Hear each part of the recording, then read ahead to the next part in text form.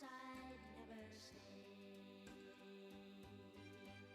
I don't tell you what to say, I don't tell you what to do, so just let me be myself, that's all I ask of you.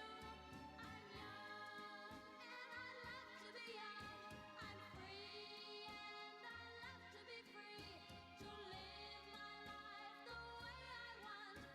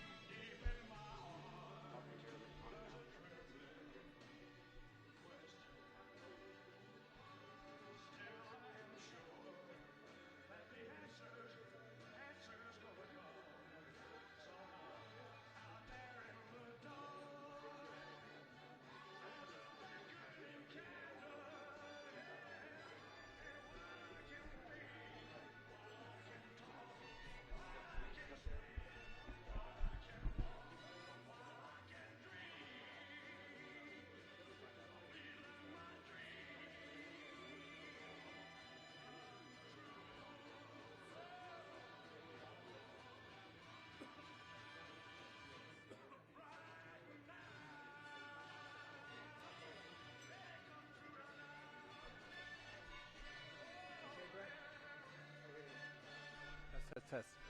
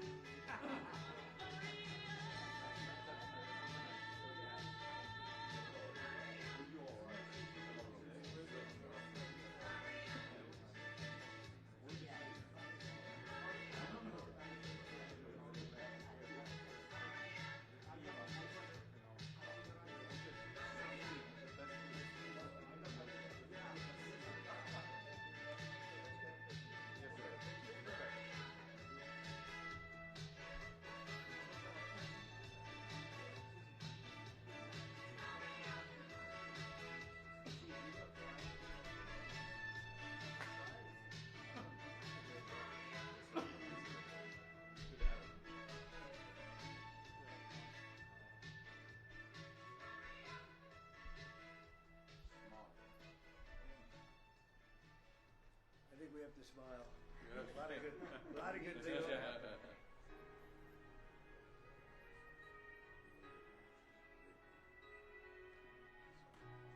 Does everybody like the music? Yeah, it's a perfect song. That's good music. Does not steal your song. Should go to the YMCA. YMCA, yes. If we're gonna do the dance, just like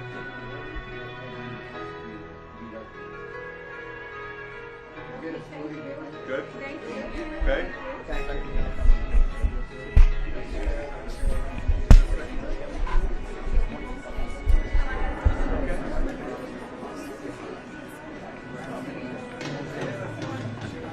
Right.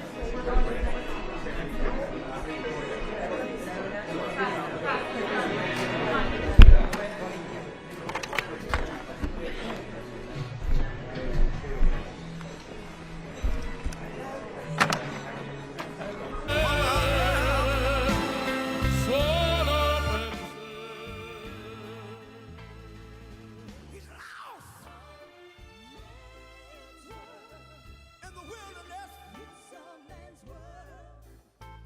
He's lost.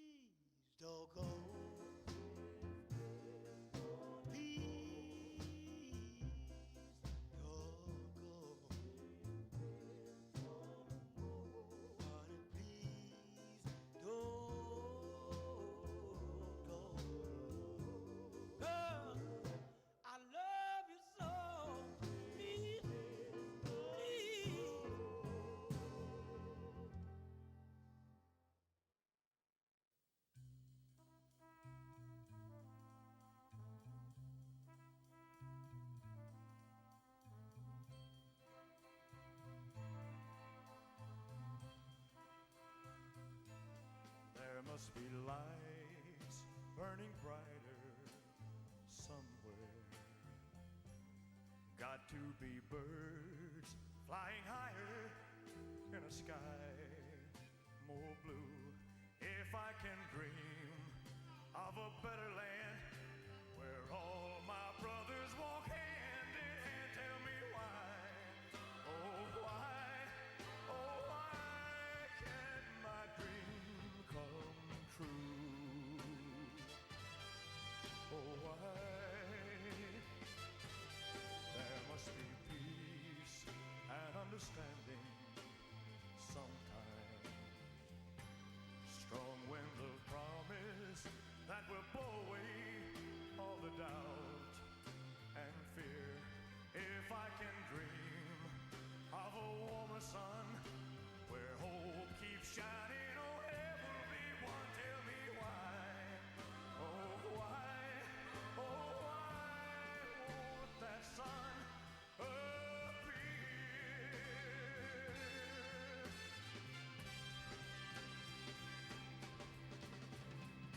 We're lost in a cloud with too much rain. We're trapped in a world that's troubled with pain.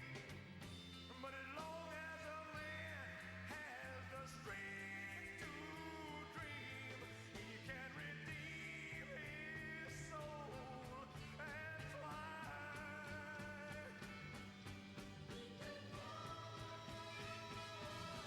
Deep in my heart, there's a trembling question. Still, I am sure that the answer's gonna come somehow. Out there in the dark, there's a beckoning candle. Oh yeah, and while I can think, while I can walk, while I can stand, while I can talk, while I can dream, please let my dream come true.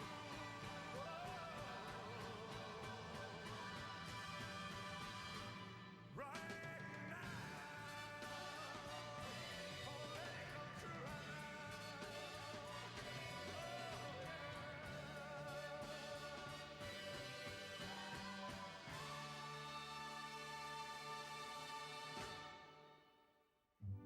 Thank you. Good night.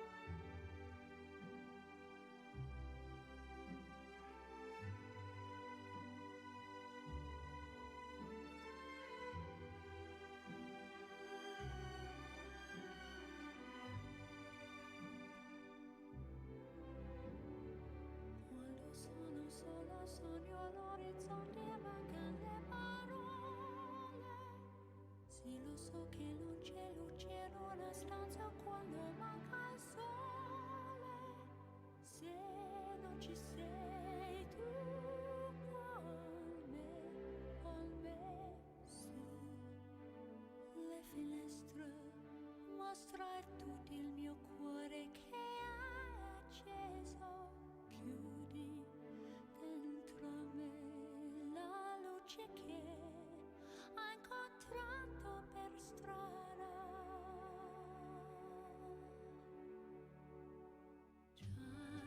Time to say goodbye. Paesi che non ho mai veduto e vissuto con te. Adesso sì li vivrò con te. Partirò sulla vita per mari che io lo so l'uomo non esistono più. It's time to say goodbye. Quando sei lontana sogno all'orizzonte e manca le parole. E io sì lo so che sei con me, tu mia luna, tu sei qui con me.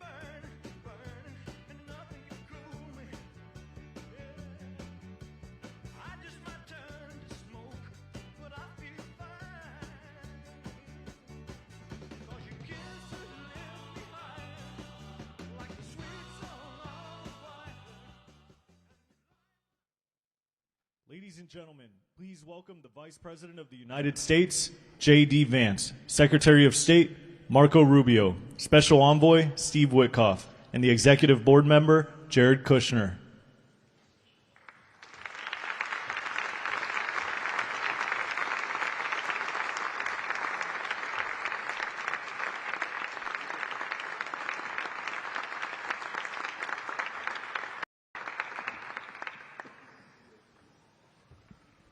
Ladies and gentlemen, please welcome the President of the United States, Donald J. Trump.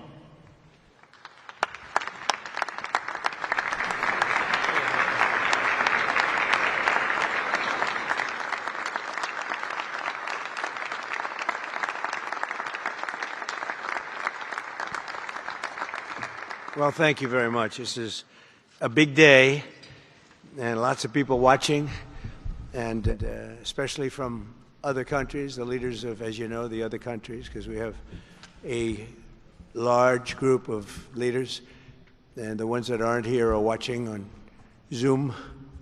I hope they enjoy it. And the press, we appreciate it very much, so respectful. You've been so respectful of what we're doing. What we're doing is very simple, peace. It's called the Board of Peace, and it's all about an easy word to say, but a hard word to produce, peace. But we're going to produce it, and we've been doing a really good job, and some of these leaders that are with us have helped me very much during just this first year. We have a first year like probably no other ever in our country, because we settled 8 wars and I think a 9th to come. It's turned out to be a tougher one in our country, because we settled 8 wars and I think a 9th to come. It's turned out to be a tougher one. I thought that was going to be the easiest one. But with war, you never know what's easy and what's not so easy. But we've had a great relationship, and I've become friendly with so many of the people. And I appreciate you being here. These are great people. These are great leaders. And the people that are watching by closed circuit and open circuit in many cases are so proud of it. They want it to be open. But they become incredible friends of mine. And, you know, we rebuilt our country in my first term, and now we're at a point that the United States has never seen before. We broke 50,000 on the Dow. They said that would take 4 years. We broke 7,000 on the S&P. They said you couldn't do that within 4 years. It would be impossible.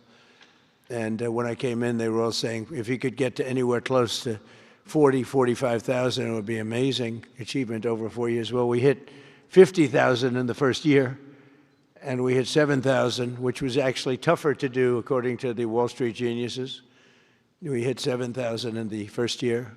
They said it could take 4 or 5 years. They'd be very happy. It would have been a great job. We did it in 1. But we're doing a great job. Board of Peace is one of the most important and consequential things I think that I'll be involved in. We've been involved in a lot, and really I've been involved in a lot with the people up here. We work together on ending wars with their country. Some of the wars were 32 years long, 32, 34, and a 37. That's a long time, and we ended it in about 2 days, each one of those. But we have some other work to do, and we're getting it done. Gaza is very complex. It's been amazing. I want to thank Steve and Jared for an amazing job. Marco's over there watching everybody. He's fantastic. And JD, what a job. They're all doing. It's a team. I think it's the best team ever assembled. And you see that by the results. So today is a tremendous honor to welcome you all to the United States Institute of Peace for the inaugural meeting of the Board of Peace. Very important. I believe it's the most consequential board, certainly in terms of power and in terms of prestige. There's never been anything close, because these are the greatest world leaders. Almost everybody's accepted, and the ones that haven't will be. And some are playing a little cute. It doesn't work. You can't play cute with me. But they're playing a little bit. But they're all joining. Everybody. Most of them very immediately. A few that we really don't want because they're trouble. take care of them. But this is the most prestigious board ever put together. You know, I've seen some great corporate boards. I've seen some great boards, period. It's peanuts compared to this board because we have virtually everyone is the head of a country other than Johnny, but he's the head of soccer, so that's not so bad, right, Johnny? I like your job the best, I think. And by the way, your World Cup has set every single ticket record in the history of soccer. In the history, nobody's ever seen anything like it. The sales are virtually complete. Nobody's ever seen anything, so congratulations. You made a good decision. We did it together. Thank you, Johnny. Great guy. So I want to thank the many leaders and dignitaries who have traveled great distances and lengths for the important gathering that we're at right now. This building was built for peace, and nobody knew what to name it. And then Marco named it after me. I had nothing to do with it. I swear I didn't. I swear. I had no idea. They said, there's a surprise coming. I didn't know that surprise. I thought they were going to give me a lot of money or something, maybe cash. Could always use some extra cash. But I came and they stopped the beautiful beast. I got out very safely, I'm sure, and looked up, and there it said, Donald J. Trump on the building. And when I say that had nothing to do, nobody believes it, and that's okay, but I appreciated it. That was Marco and JD and a group got together and they did that, and I just thought it was very nice. And it makes me work harder. We're going to have to work harder. We're going to have to make this building much more important. It's brand new. They built it for peace, but nobody occupied it. You know, nobody knew what the purpose of it, but the architecture is so beautiful, and it was with the meeting rooms, the reception rooms. It's really amazing. Who would think that it was built without anybody in mind or anything in mind, and then the State Department took it over. They liked it. Marco came over one day. He saw this. He said, this building is great. And he actually claimed it, right? He claimed it. And that's what he does. Where is Marco? I said, Marco, is that true? You claimed this building. You took it away from about 5 groups that wanted it. That was done very quickly, very methodically. But it was really, really built so beautifully in such a beautiful building. But we worked together to ensure the brighter future for the people of Gaza, the Middle East, and the entire world. I think that the Board of Peace, because it's mostly leaders and unbelievably respected people, but mostly leaders of Middle Eastern countries, countries from all over the world, and they've been very generous with money also. And the United States, which I'll say in a moment, is also very generous with money because there's nothing more important than peace. And there's nothing less expensive than peace. You know, when you go to wars, it costs you 100 times what it costs to make peace. We have a man at the end right there that's smiling because you learned that after 30 years of fighting, right? 30 years of fighting, we got it done. I want to thank you very much. That was a great thing you did. You and your new friend, they came to my office and they said, I've been fighting for 22 years. Now you're there for 23 years, right? But I've been fighting for 22 years. That's all I've done is fight this gentleman. And his counterpart was there for 7 years. He said, I've been there for 7 years. All I've done is fight this gentleman. And we had it worked out in about 24 hours, right? And it's been a good peace. And I think they've become friends. I'm not sure I'm allowed to say that, but I think so. I think they've become friends, right? Right. Great. Stand up. Stand up. These are 2 tough cookies, too. You think that was easy? It wasn't easy. These are 2 tough people, good people, but tough people. But, you know, we're in the Oval Office, and we were getting near. But the one was at one side of the room. I have 2 chairs right in front of the desk, the beautiful, resolute desk. One's over here. One's on the other side of the room. I said, folks, could you get a little closer? Well, I don't know. They felt very uncomfortable. You know, they've been killing each other for 32 years. So I say, can you get a little closer? After 1 hour, they were right next to each other. We made a deal. They hugged, they signed, and we had peace with 2 very important countries, and I'll never forget it. So they started off a little weak, and they ended up really strong, and you can be very proud of yourselves. It was a beautiful thing to see. Thank you. Look at that. Can you believe it?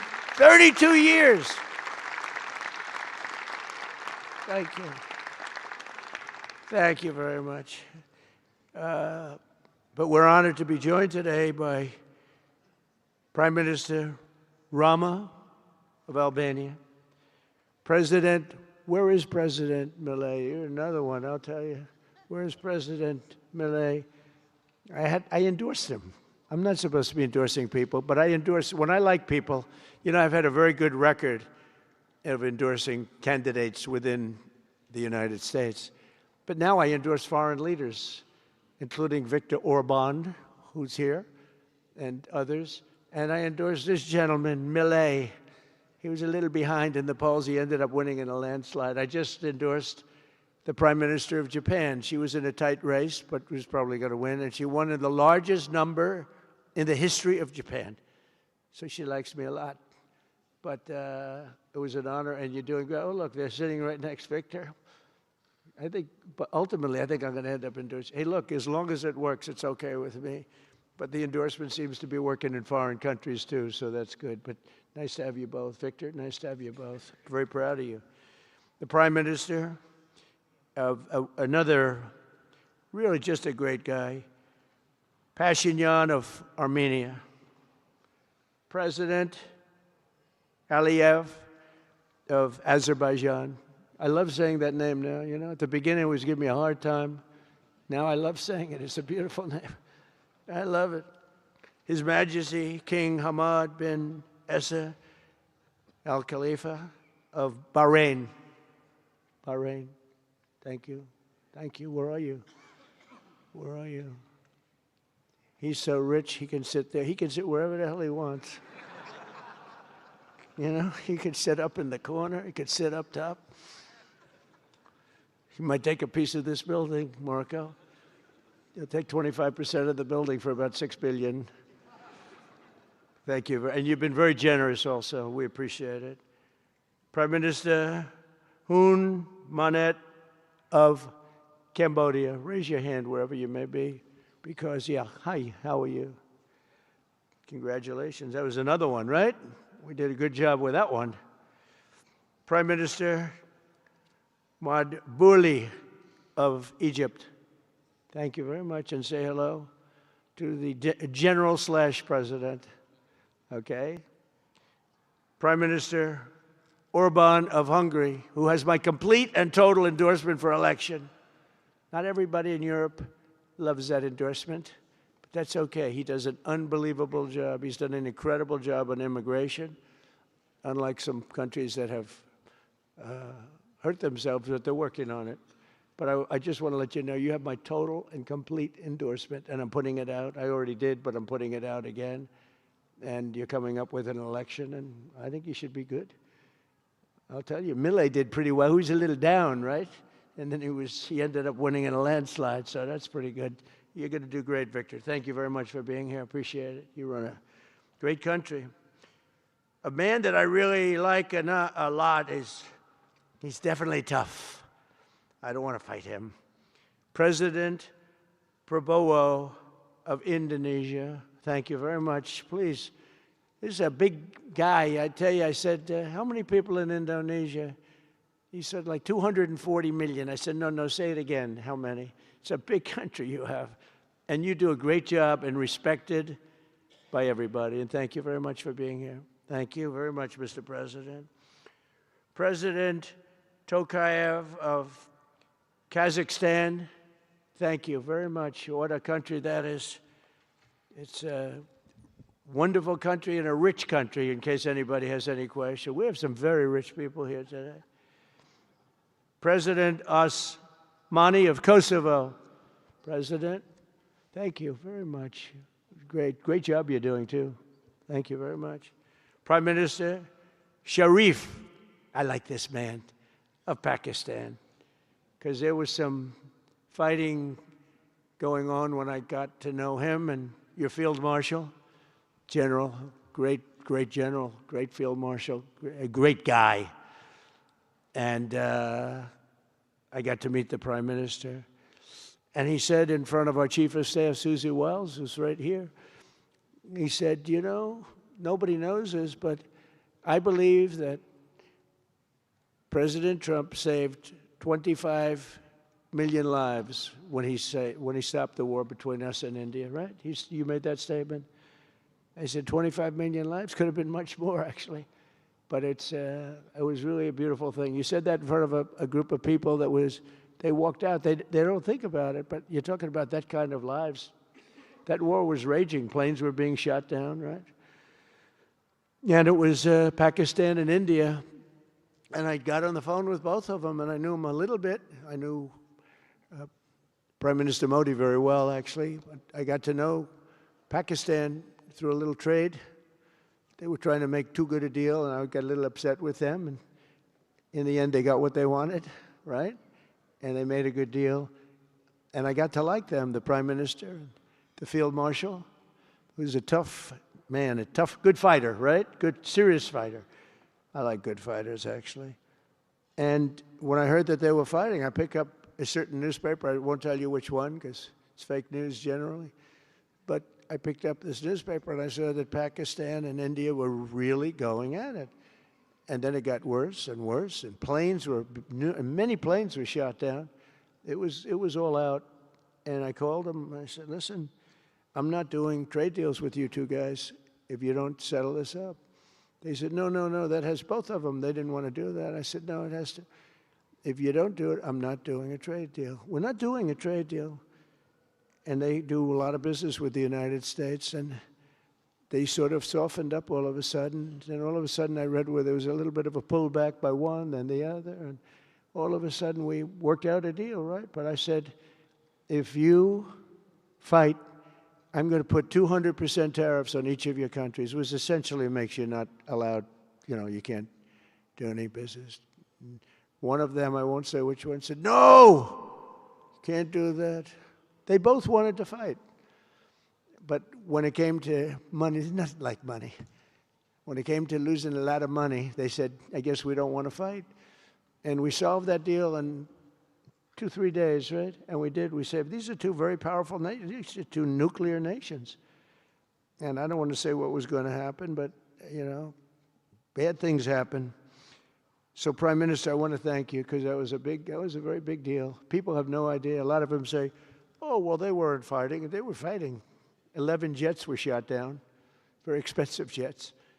And they were all in. Both of them were all in, and now they're not. And I think we'll always be able to settle up with them. I really do. I think you're going to have, it's a lot of progress was made even in the relationship. And Prime Minister Modi also, he's a great man. He's a great guy. They're all great. But I was very proud of it.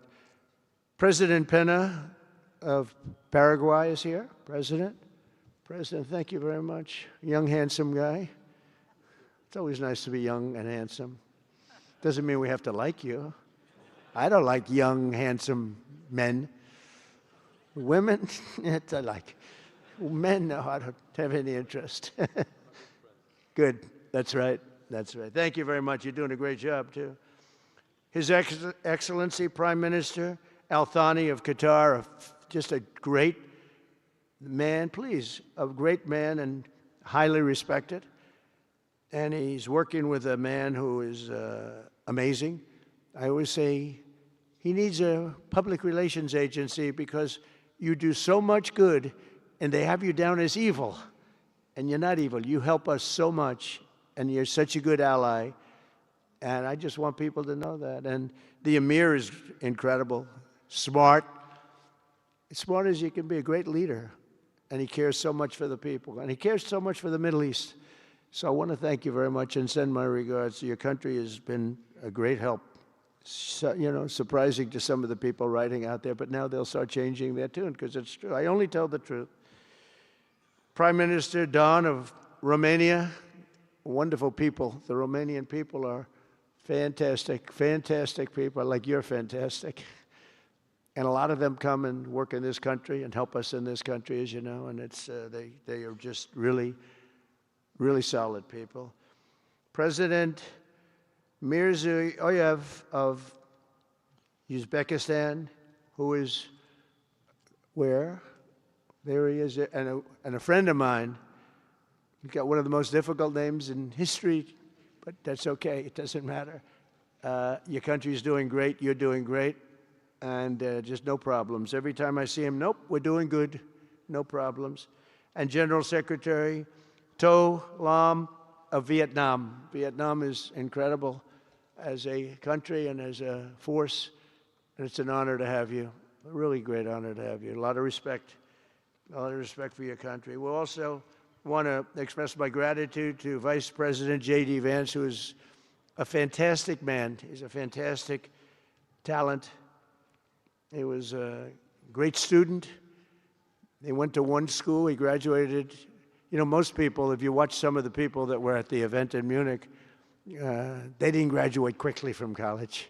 They had everything they could do. There was one young, attractive woman. She was unable to answer questions. And she didn't do so well like J.D. did in college. J.D. graduated in a 4.5-year college in 2 years. And then he went to Yale and he graduated at the top of his class, went to the military grade. But when he went to Yale, there was one person that was marginally ahead of him, so he married her. Can you believe it? He married the person that was ahead. I don't know. I always like to say J.D. was first and Usha was second, because I get a little uncomfortable when I say that.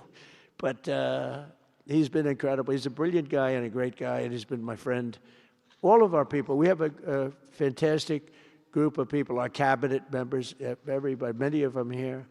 But J.D.'s been great. Thank you very much. He gets a little bit tough on occasion. We've got to slow him down just a little bit on occasion. He says his mind. Now, then we have the opposite extreme. We have your friend sitting in the back. Your best friend sitting in the back is Marco. Marco does it with a velvet glove, but it's a kill, right? The result is the same. They do it very differently. And Marco, you really did yourself proud 2 days ago in Munich. In fact, so proud that I almost terminated his employ because they were saying, why can't Trump do this? I do, but I say it differently. But Marco, don't do any better than you did, please. Because if you do, you're out of here. But no, I want my guys to do great. And the acclaim he's gotten and the acclaim J.D. gets is great. We have smart people. And when you see the representatives there, like Gavin Newsom, he didn't know what he was doing. They didn't even know why. He didn't know why he was there. Or AOC, she was unable to answer a simple question. And she could have said, well, I'm studying it, and I'll report back to you next week. You know, you can get away with that. But she just went, it's actually, I think it could be a career-ending answer, because for 25 years, anybody running against her, I think Susie is going to use that little piece of stuff. It was not good. It was not good. That was not a natural. So I want to thank J.D. I want to thank Secretary of State Marco Rubio. They're extraordinary. I want to thank Special Envoy for Peace, Steve Witkoff, who has been unbelievable. You know, I took Steve because I was a developer in New York, really successful, actually much more successful than Steve, but I don't want to say that.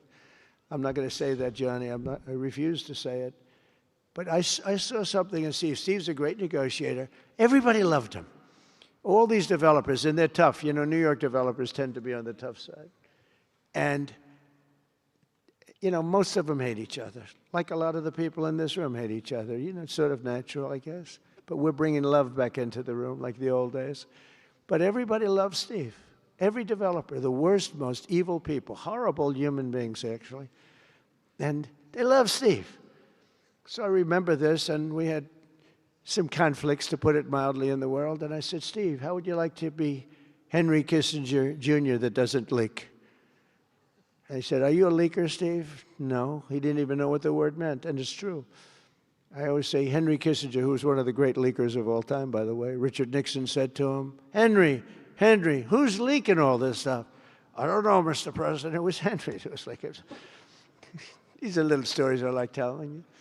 But Steve has been unbelievable. Everybody likes him. Ukraine loves him. Europe loves him. Russia loves him. I mean, there's nothing wrong with this. He goes to see President Putin. Didn't know Putin. I set him up a meeting to see.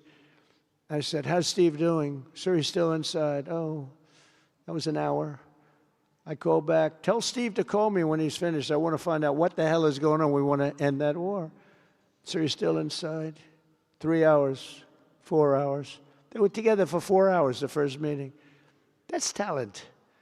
And they get along. I mean, people like or don't like Putin or Zelensky. They get along. Same thing with Zelensky. I mean, they all love Steve, and Steve's doing a great job. That's a tough one. That's a much tougher one.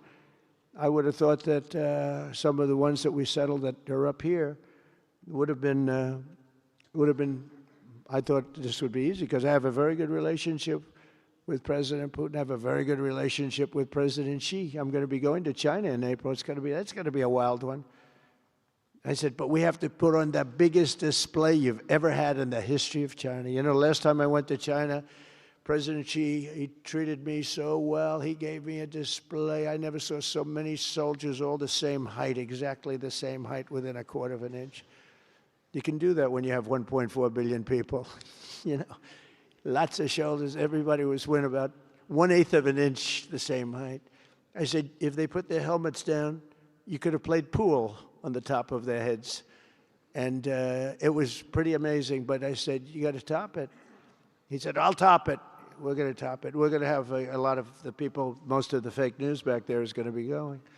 So we have, Steve has done a great job. And then a little bit later on, we brought Jared in. Jared was responsible for the Abraham Accords, which is incredible. Nobody else could have done that. A very smart guy. And we're making Jared an envoy also, envoy of peace. They're both envoys of peace. And you couldn't get two. I tell you what, I watch these two guys. I say, at least we're covered from an IQ standpoint. These two guys walk into a room. And, but people like them both, you know. They're good people.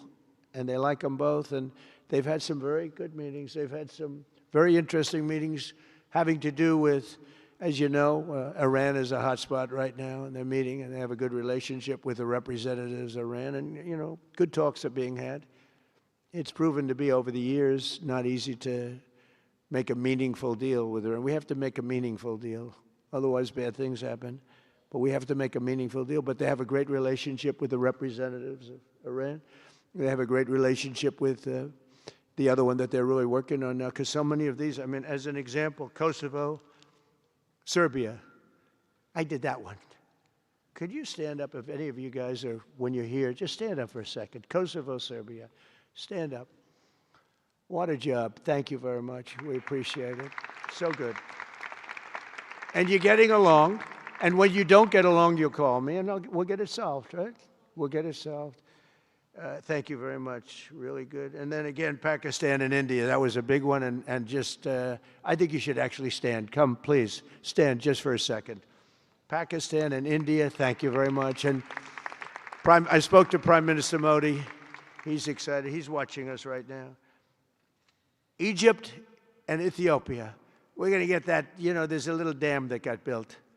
Little dam, like maybe the largest dam in the world. Built and financed, of course, by the United States brilliantly. And having a little trouble getting water to the Nile.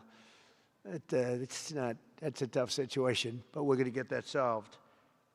Armenia and Azerbaijan, we talked about, and again, thank you, fellas, very much. Great job. Great job. Thank you. Cambodia and Thailand. So incredible what you did, that you got together and it all worked out. They're watching right now on closed circuit. Thank you very much, and thank you. That was a big one, Cambodia and Thailand. These are nasty fighters, I have to tell you. These fighters are nasty. Now we talk about, you talk nasty fighter, you're nice guys compared to this. Congo and Rwanda.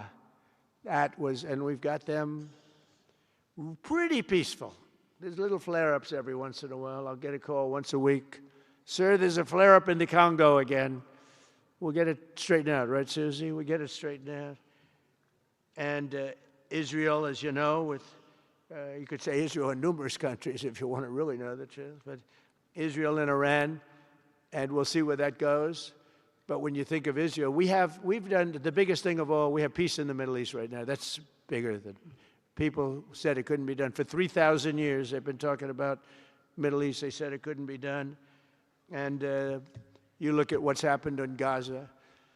And one of the keys to it was when we took those beautiful, magnificent, we just ordered 22 more of them, updated model. The B-2 bombers are incredible. I never understood the B-2 bomber. I'd watch, it's a wing. And I've never quite understood that, Johnny. I'd look at it, I'd say it was beautiful, but what does it do? It carries very big bombs. And it went into Iran, and it totally decimated the nuclear potential. And when it did, when it decimated that, all of a sudden we had peace in the Middle East because there was a black cloud hanging over the Middle East. And if that wasn't done, that cloud would have been there. And countries like Saudi Arabia, countries like Qatar, countries like, nobody could have signed. You would have had that threat. Nobody could have had, you couldn't have had peace in the Middle East. So now we may have to take it a step further, or we may not. Maybe we're going to make a deal. You're going to be finding out over the next probably 10 days. But this meeting today is proof with determined leadership, nothing is impossible. When I took office, the war in Gaza was raging with thousands of people being killed and no end in sight. Today, thanks to unrelenting diplomacy and the commitment of many of the great people in this room, we have 59 countries signed up on Gaza. Think of that. We have, it's amazing. But all the people, many, really so many in this room, the war in Gaza is over. It's over. There are little flames. Hamas has been, I think they're going to give up their weapons, which is what they promised. If they don't, it'll be, they'll be harshly met, very harshly met. They don't want that. All the stuff like they don't mind dying. They told me that's not true. Everyone said, oh, they don't mind dying. No, they don't want to die. They said, we don't want to die. People don't want to die. The ceasefire was held, and every last remaining hostage, both living and dead, has been returned back home. Think of that. That was an impossibility. And we did hundreds of hostages, but the last 20, and I always said to Steve and Jared, I said, the last 20 are going to be very tough, very, very tough. And we got them back. We got the living back, and then we only got about 16 of the dead. And we said, well, you got to get them all. You promised them all. And they dug and dug and dug. You can imagine it's a job that's brutal. And Hamas really did a lot of that work. And you got to give them credit for that. They brought the last one home a week ago, and we got all 28 of them, living and dead. The amazing thing, because I've never seen anything quite like it, the parents of the dead, they knew their boy was dead. This case, boys, all boys, men, but to the parents' boys. They knew their boy was dead. They wanted that dead body as much as if he were alive. And when they got them back, there was great sadness, but there was great joy, too. They wanted it as much as the people that got their sons back alive. But we got a lot of people before those 20, Steve, what nobody talks about. But, hundreds of people. We did a good job, and you guys did a fantastic job. I want to thank every nation that helped us achieve this monumental breakthrough, saving countless lives, and really bringing peace and bringing the concept of peace, because nobody thought peace in the Middle East. I've always heard peace in the Middle East is impossible, and it's turned out not to be. And we do have some work to do with Iran. They can't have a nuclear weapon. It's very simple. You can't have peace in the Middle East if they have a nuclear weapon. And they can't have a nuclear weapon, and they've been told that very strongly. Since the hard-won ceasefire of last October, the United States and our partners have facilitated the delivery of vast amounts of humanitarian aid, numbers that nobody's ever seen before. In November, the United Nations Security Council unanimously approved the Board of Peace. And last month in Davos, we welcomed over 24 members to this very important new organization. And we are very closely working with the United Nations. In fact, I'm going to speak to the Secretary General in a little while. He's a good man. And I've had a good relationship. Other than in my last speech, they did turn off my teleprompter. I got up there. My teleprompter didn't work. I'm sitting in front of all of you people and more, I had no teleprompter. I knew I was in trouble because I'm walking up. You know, the teleprompters are over. I had the most beautiful speech ready. I was all set to knock him dead. First, I had an escalator that stopped. You know that. It's going up. Boom. It's lucky my movie star first lady was in front of me because I put my hand on a certain part of her body and I was able to stop my fall. Otherwise, because she had no trouble. I said, boy, that was a very sharp stop, Johnny. So I said, that was strange. I've been on a lot of escalators. It's never happened before. Usually it stops very slowly. This was just boom. But our first lady was right in the proper location for me. I'm waving to people, and she was holding on a little tighter. She knew what was happening. She did. She said, that's a very successful movie out right now, like #1. Can you believe this? And she's a big movie star. And I always say it's trouble because I always say there's not room in one family for 2 stars. I told her that. We can't have 2 stars in one family. So I don't know what that means, but it's not good. But it is good because we're proud of her. She did people in the United States love the First Lady, and she did the movie, and it's become the biggest selling documentary in 20 years. Can you believe? The theaters are all packed. Women especially, they go back and they see it 2 or 3 times, 4 times. But together we're committed to achieving a Gaza that is properly governed throughout. The whole area is going to be, you know, so many countries that have really nothing to do with the Middle East, but they're maybe somewhat close by. They're all involved. They want to go in and fight. They tell me all the time, we'd like to send soldiers to fight if it's necessary. And I don't think it's going to be necessary. We have 2 countries that want to go in and do a number on Hamas. I said, I really don't think I hope it's not going to be necessary because they made a promise and they promised me I'd get rid of their weapons. Looks like they're going to be doing that, but we'll have to find out. But it's no longer a hotbed of radicalism and terror. And to end that, we have today, and I'm pleased to announce that Kazakhstan, Azerbaijan, UAE, Morocco, Bahrain, Qatar, Saudi Arabia, Uzbekistan, and Kuwait have all contributed more than $7 billion toward the relief package. That's great. Thank you, fellas. Thank you.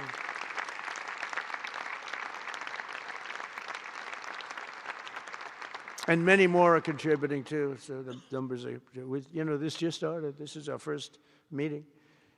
But every dollar spent is an investment in stability and the hope of new and harmonious. It's a region that's so important. It's so vibrant. It's so incredible. The people are so incredible, but we want to have a harmonious Middle East. The Middle East is amazing. So many friends in the Middle East. They're so smart. Sometimes they're too energetic. That's the, you know, a lot of people aren't energetic. Sometimes they're a little bit too energetic. These are great people. The world is now waiting on Hamas, and that's taking place. And it's the only thing that's right now standing in the way. We have Lebanon with certain things that we're working on that are very important. We have to solve the problem of Lebanon, but it's relatively small in terms of what's been done. And again, the key was getting rid of the nuclear potential because Iran would have had a nuclear weapon based on everything we found out since within 1 month. We can't let that happen. So many of our friends in Europe are attending today, and we're eager to have them become full members. They all want to become full members, and we've had a great response from Europe. And Europe is, you know, it's where I come from, where so many people come from that are in the United States. But we have a great relationship with Europe. We have a great head of NATO. He is a fantastic man, and he's doing a great job, really great job. I'm excited to announce that Norway has agreed to host an event bringing together the Board of Peace. Oh, I thought when I saw this note, I'm excited to announce that Norway, I thought they were going to say that they're giving me the Nobel Prize. Oh, this is less exciting. Oh, it says, I'm excited to announce that Norway, and I'm saying, oh, great, I'm getting the Nobel Prize, finally. Finally, they got it right. but I don't care. I don't care about Nobel Prize. I care about saving lives, just so you understand. We play and we all, do what we have to do. I only have one thing. I don't want to see people killed from parts of the world that are very far away from the United States. And if I have an ability to turn off wars, I want to use that ability because it's people, millions of people. It's like the Prime Minister said, 25 million people maybe. And that's a small number compared to what it could have been if you really think about it, right? No, I want to save lives, and I don't care about prizes. And the UN Office for Coordination of Humanitarian Assistance is raising $2 billion for the support of Gaza. Additionally, Japan has just committed to host an aid fundraiser, which will be a very big one. It's already successful. We know some of the numbers that are being talked about, which will be attended by other nations in the region, including South Korea, the Philippines, Singapore, and others. And I know that China is going to be involved, and I think Russia is going to be involved. I think they will be. I want to have everybody, get all sides, because it doesn't help when you have all sides with one ideology. You have to have everybody together for this. I'm also pleased to announce that FIFA will be helping to raise a total of $75 million for projects in Gaza. And I think they're soccer related, where you're doing fields and you're getting the greatest stars in the world to go there. People that are bigger stars than you and I, Johnny. I hate to say it. I met one of your great stars who came to the White House, as you know. And my son was very excited. These are great people. These are great people. And Johnny's going to bring the stars to the area. And they're really known. People in Gaza know every one of them, right? So it's really something. And we'll soon be detailing the announcement. And if I can I'll get over there with you. I want to thank Johnny and FIFA for all of the wonderful things they did and are doing. They gave me their first Peace Prize. They gave me a Peace Prize. I think they saw that I got screwed by Norway, and they said, let's give him a Peace Prize. I mean, very good. Thank you, Johnny. I appreciate it. Johnny's very smart. He says very, very smart. The nations represented here today, just in closing, are not just contributing money. Some are also pledging personnel to help preserve the ceasefire and secure a very enduring peace. We have to have enduring peace. Having peace, knowing it's going to blow up in 2 weeks doesn't mean anything. In particular, Indonesia, thank you very much. Indonesia. It's a great country. Thank you very much. Look at that man. Look how tough he is. You think it's easy dealing with him? Look at that face. You are a tough cookie. And we say it lovingly, too. We need strength. You say, see, he doesn't mind.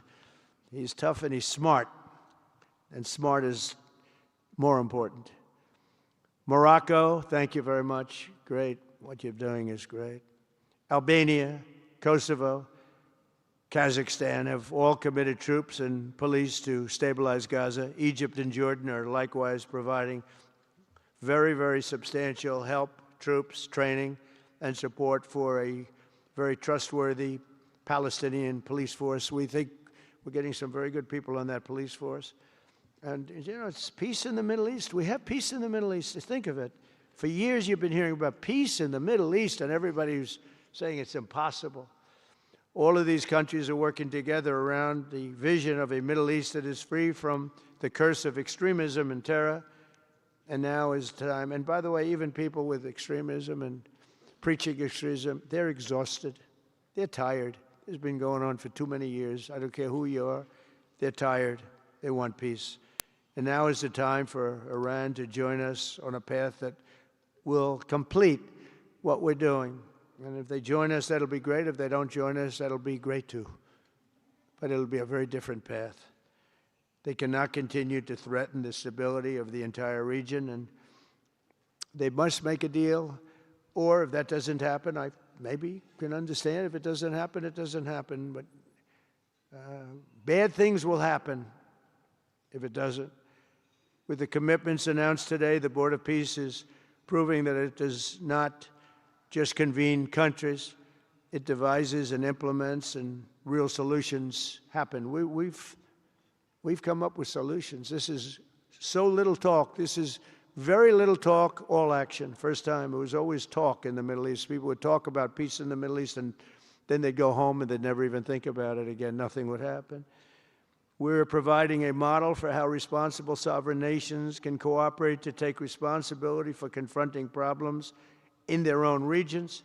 The Board of Peace is showing how a better future can be built, starting right here in this room. And I want to let you know that the United States is going to make a contribution of $10 billion to the Board of Peace. Thank you.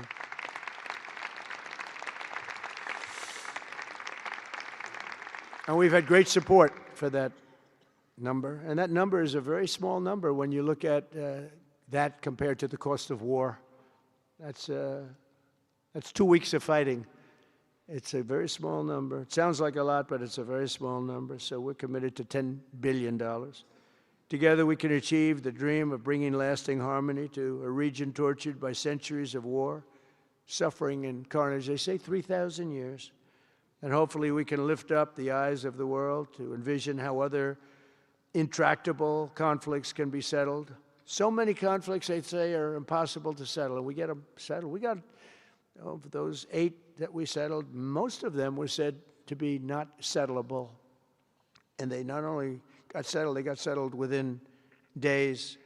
More impossible problems can be solved as we go along this very beautiful path. I think it's a beautiful path. I think it's such an important day. Even the weather's beautiful. We walk in, it's beautiful. Everything's beautiful. But the ancient wounds can be healed, and they are indeed ancient. This has been going on for so many centuries that our entire planet will be a better, safer, more beautiful, and more peaceful place for us all. We're going to be working with the United Nations very closely. We're going to bring them back. I think the United Nations has great potential, really great potential. It has not lived up to potential. The 8 wars, I never even spoke to them about one of them, and I should be speaking to them about all of them. Someday I won't be here. The United Nations will be, I think, is going to be much stronger, and the Board of Peace is going to almost be looking over the United Nations and making sure it runs properly. But we're going to strengthen up the United Nations. We're going to make sure its facilities are good. They need help, and they need help money-wise. We're going to help them money-wise, and we're going to make sure the United Nations is viable. And you have some very good people at the United Nations, can do a good job. But as I said, I've said it for years, United Nations has tremendous potential. A lot of people didn't like when I said it. They said, oh, you shouldn't say that because, you know, we don't care about the United Nations. No, it's really very important, and I think it's going to eventually live up to potential. That'll be a big day. So I want to thank everybody for being here. You're my friends. You're great, great leaders. You're great people. And I can honestly say, you know, you're strong leaders, you're tough leaders in many cases, and every single one that I'm looking at that's right here, I've gotten to know and I've gotten to respect, and really you're friends of mine. And if I can help you at all, you let me know. But this is going to be something, the Board of Peace will be something that, the likes of which I don't think anybody's seen before. And thank you all very much. It's a great honor. I'm going to ask J.D. Vance to come up and say a few words. Thank you very much.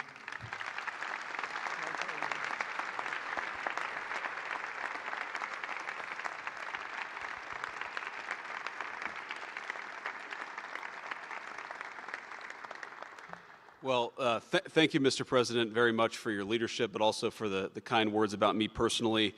I knew exactly what I wanted to say, but then after the President said that I was so smart and that I didn't want to repeat our Congresswoman who froze for 20 seconds over in Munich, now I'm tempted, sir, just to freeze for 20 seconds and just stare at the cameras, and maybe they'll say nice things about me like they do about Congresswoman Cortez. But I have 3 very brief messages. First of all, to the President of the United States, but to the entire team, to Marco, to Steve, to Jared in particular, who've done such an incredible job. I think what this Board of Peace represents is a recognition that if you actually have a President of the United States and a team that's committed to diplomacy, it can actually work. When I look at what happened to Israel on October the 7th, all those innocent people who were murdered, the fact that you had all of these hostages, and of course, a terrible war that came from it, I remember thinking to myself, how is it ever going to be possible to get these hostages home safely, to make it possible for the people of Gaza to actually have a reasonable future, but also to ensure that Israel is never attacked again. It turns out the answer was you just needed a president who was committed to the effort and committed to the work, and that's what we had, thankfully, under the leadership of this president. And you got to make peace, but then you have to make the peace stick. And that brings me to my second point. That's what the Board of Peace, I think, is fundamentally about, is making the peace stick. And it's an incredible thing that you guys have all done. So to all of the leaders gathered here today who are investing in the future, who are investing in peace, we're grateful to you. We're grateful for your partnership. And in particular, I think to the President of Azerbaijan and the Prime Minister of Armenia, who I just saw last week, thank you all for making it possible and for showing what real leadership can accomplish. When you set aside weapons and killing and destruction and invest in your people and invest in prosperity, it can create great things. So thank you both for what you did. I think it showed great leadership. And finally, to the American people, I think it's important that the American people recognize why we're here today. And the reason that we're here today is, yes, to save lives and yes, to promote peace, but this creates incredible prosperity for the American people.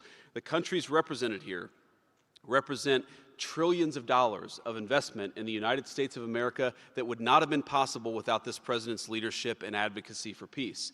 The economies here represent millions of American jobs of people who are receiving products built in American factories and made by American workers would not be possible without a focus on peace. So, Mr. President, while I think this is great for the world, I also think it's really, really great for the United States of America, so we're looking forward to the partnership.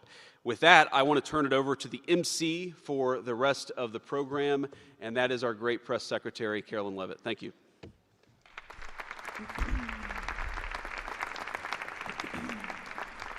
Well, congratulations, Mr. President and Mr. Vice President, for convening the first ever Board of Peace meeting, and we will now hear from our Secretary of State, Marco Rubio.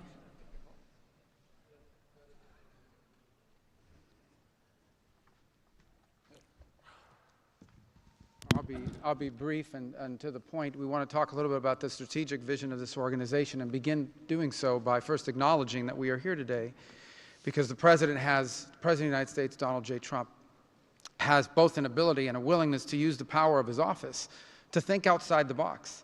And that's why we're here today. This was a very unique crisis in Gaza, one that the existing international institutions could not solve or figure out. It needed a very specific type solution that required the partnership of all the nations that are here, including those that are here on an observer status. And we appreciate you coming today and being a part of this as well. And that's the point I want to drive home today. And soon you'll hear from Steve and Jared, who, by the way, deserve an incredible amount of credit for pulling this together and working countless hours and traveling all over the world. They truly deserve our appreciation and thanks for the work they've put in under the leadership of President Trump to make this possible. This Gaza situation was impossible to solve under orthodoxy, under existing structures. And so what we did is they went to the UN, and they got the UN's approval to put this group together and bring these nations together to come up with a very specific solutions to a very unique and specific problem. We have a long ways to go. There's a lot of work that remains. It will require the contribution of every nation state represented here today, and we thank you for being a part of it. And we hope that this can serve as a model for other complex and difficult situations so they can be solved in the same way. But right now the focus is on this one. We have to get this right. There is no plan B for Gaza. Plan B is going back to war. No one here wants that. Plan A, the only path forward, is one that rebuilds Gaza in a way of enduring and sustainable peace where everyone can live there side by side with one another and never worry again about returning to conflict, to war, to human suffering, and to destruction. And again, Mr. President, thank you for having the vision and the courage to pursue something that has never been done before, and we're not done yet. And thank you to Steve Witkoff and Jared Kushner for the time and the work they've put into this. And thank you on behalf of the State Department and the U.S. government to all of the nations that are here. Every one of you is indispensable, including our observer partners, who we hope can find your way to join us at some point as officially part of this. But we are grateful for the fact you're here today and the contributions you've made already. Thank you.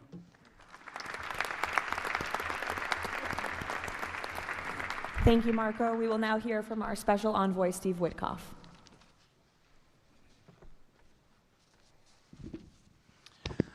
Thank you, everybody, for being here. I don't know if we ever believed that this was possible when we first started envisioning a Board of Peace, but of course, under the President's indispensable leadership And it begins with that. It begins with President Trump's leadership and his direction. We are here today, and it's pretty amazing. I think we have some people to thank. We had an amazing partnership between the mediating countries, Qatar, Egypt, Turkey.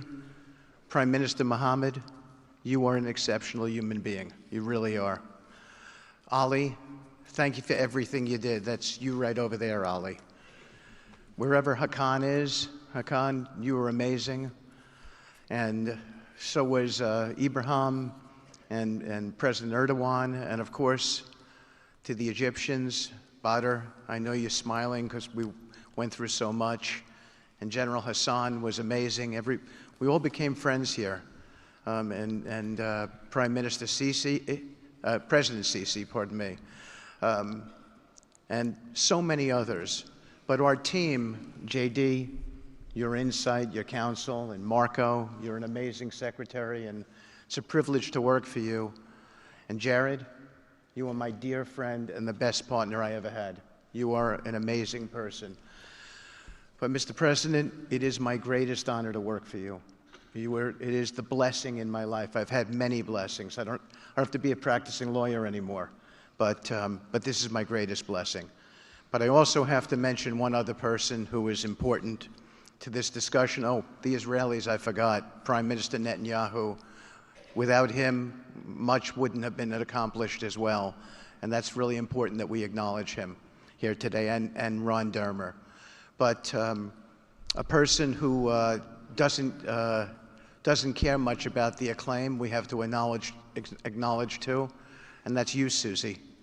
Because I would come back and you would say to me on every trip, what can I do for you? This matters. And you are an inspiration for all of us. So I thank everybody, and let me get on to, am I going on to the next slide? Sure. Caroline? Sure. Okay. So with regard to the hostages, we're here today, again, I say it, I know it sounds redundant, but we're here today because of President Trump. Without him, none of this was possible. There were 251 hostages. 168 came out alive. 83 bodies were returned to their families so that they could grieve and remember their loved ones like in a normal way. In a way that brought their families together. So that was just as important. This was a monumental effort, and I want to tell a story about the president. Every time a hostage family came to visit with us, they were not on the president's schedule. I would walk down to the Oval Office, I would tell the president that there was a hostage family here, and he would say, Steve, bring them up. Every single time. Mm-hmm. And when we got the last 20 out, we had a celebration at the White House, and I could see the emotion on the president's face. And he came up to me and he said to me, I have to tell you, this is my 5th year in the Oval Office, and I don't know that I've ever had a more special time than this moment with these people, seeing them come home.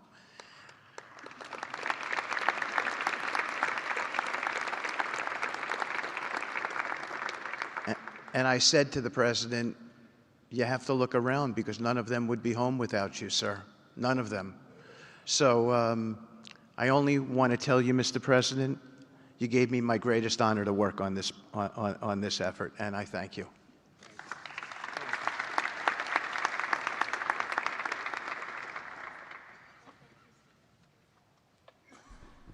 Thank you, Steve. Now you're going to hear directly from the team that has been tasked with implementing President Trump's 20-point plan for Gaza, beginning with our ambassador to the United Nations, Mike Waltz. Thank you, and thank you, Mr. President, Excellencies. First, let me wish everyone a happy and prayerful Ramadan. Thank you so much for joining all of us today. Mr. President, Excellencies, bottom line, humanitarian aid has absolutely surged since the Gaza war ended. Our Central Command, our great military, is working together with Israel, with the UN, so many countries here to coordinate the aid, to make sure there's deconfliction. Over 70 countries now are participating in our Civil Military Command Center, And here are the results. Aid is up. 4,200 aid trucks have entered Gaza each week for 13 consecutive weeks, the longest stretch of high-volume assistance to Gaza in years. Diversion is down significantly from prior to the ceasefire, with less than 1% diverted this month. Food supplies are way up. We are reaching the full 2.1 million Gazans with aid, up 5 times from the delivery levels before the ceasefire. The percentage of households experiencing severe hunger has dropped from about 30% to down to 1%. As of this past February, drinking water has doubled and child malnutrition has been cut in half. If we could go to the next slide. Mr. President, only under your leadership and this great team could we bring together the United States, Israel, Egypt, Jordan, the UAE, the United Nations agencies. Mr. President, bottom line, like you, this is a board of action, not a board of endless talk or speeches, and these results are a true testament to your leadership and the leadership of this great team. We are saving lives, and it's an honor to be a part of it. Thank you, Mr. President. Dr. Ali Shaith. It is my honor to be here representing the National Committee for the Administration of Gaza. Thank you, President Trump, for your leadership, for your continued efforts. A new governing authority is now in place for Gaza, with a clear mandate and a clear commitment to establishing development and stability. However, we are operating in extremely difficult conditions. Large parts of Gaza Strip are severely damaged, destroyed actually. Humanitarian needs are acute. Law and order remain fragile. This is not normal operating environment, President, which is precisely why discipline and prioritization matter. Our priorities, therefore, are defined into 4 categories. First, restore security via professional civilian police under one authority, one law, and one weapon, including training and developing 5,000 Gazan police to be deployed in 60 days. Secondly, revive economic activities and livelihoods, creating decent jobs, especially for our young population. Thirdly, ensure sustainable emergency relief as described earlier. Fourthly, restore basic services including electricity, water, health, and education. And last but not least is access and movement. Our mandate is simple, President. Step by step to build the foundation for lasting peace, dignity, and prosperity for the people of Gaza. And this is where we count on your continued leadership and support. Blessed the peacemaker. Thank you.